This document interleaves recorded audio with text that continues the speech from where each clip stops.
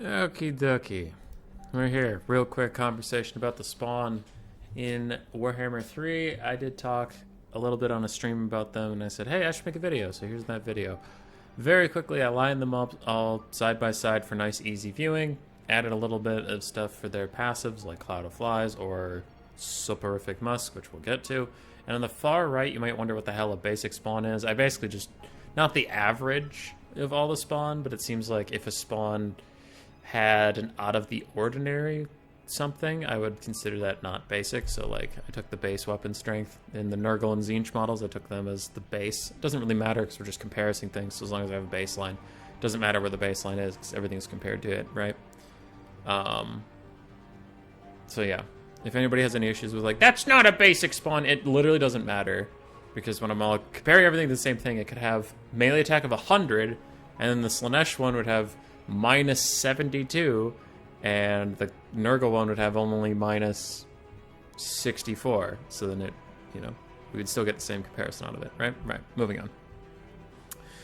Spawn in general, monstrous infantry, unbreakable, good for crushing the front line with a bunch of infantry for all four Chaos factions. But some outperform others. We almost never see Slaanesh spawn, or if we do, they're pretty underwhelming. Spawn of Tzeentch are currently talked about as being way too frickin' oppressive and annoying. Spawn of Nurgle are just good, and Spawn of Khorne are generally considered good as well.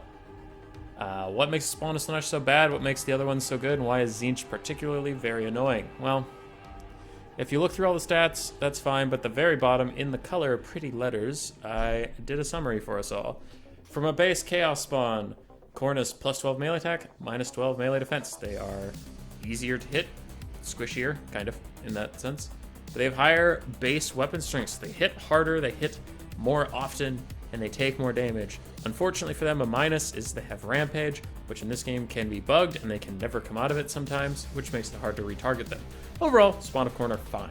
They're fine. They're not a bad unit. I'm going to skip over to Spawn of Nurgle, because I consider him the same tier as the Spawn of Khorne. Plus poison, plus 8 melee attack, and then you might be like plus 1 melee defense. Well, he has 28. Cloud of Flies gives him plus 9, so that gets him to 37. So I don't get the point of that one, honestly. It's not a big deal, but I am a little confused why you would take away melee defense to give him a passive that would bring him up to average. Seems a little weird. Like, just screw the passive then. Cloud of Flies is only active when he's in melee, yeah, but it's melee defense. Melee defense doesn't help you with, like, arrows hitting you. So of course it only gets active in melee. I don't really get it, but okay, whatever. It's fine. So what makes Tzeentch good?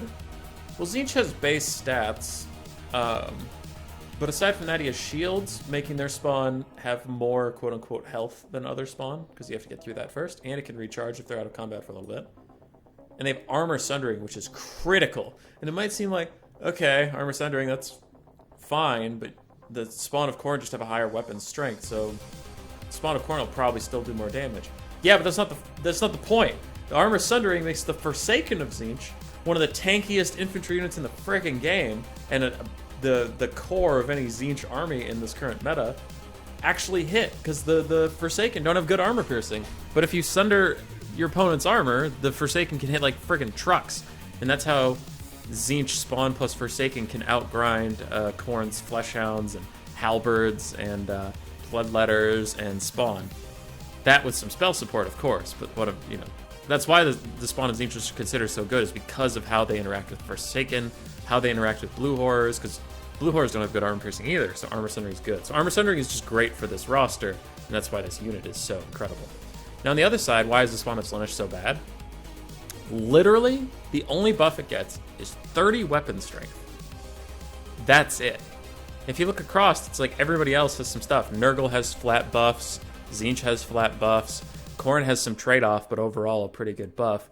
Slaanesh just gets 30 weapon strength, and oh boy, devastating flanker. Huge. If you charge someone from a flank with a Chaos Spawn of Slaanesh, oh boy, big damage. That charge bonus of 30 goes to a fat 60.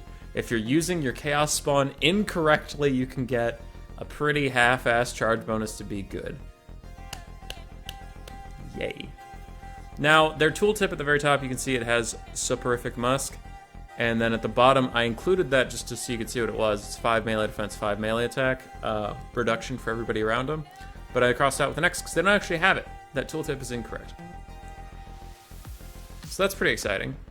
So the Slaanesh spawn are just, like, worse. They're just worse. Any potential buffs they would have had went into a skill they can't use and a different skill that they don't have. That's really it. That's a comparison of all four. My tier list for them would be very simply Tzeentch, Khorne, and Nurgle are tied. If I had to pick one gun to my head, I'd probably pick Nurgle over Khorne, but both are very good. And Slaanesh, bottom tier.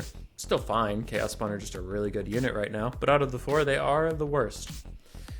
Anyway, that's this video. Have fun. Have a nice day. Roar. Subscribe, yes, yes.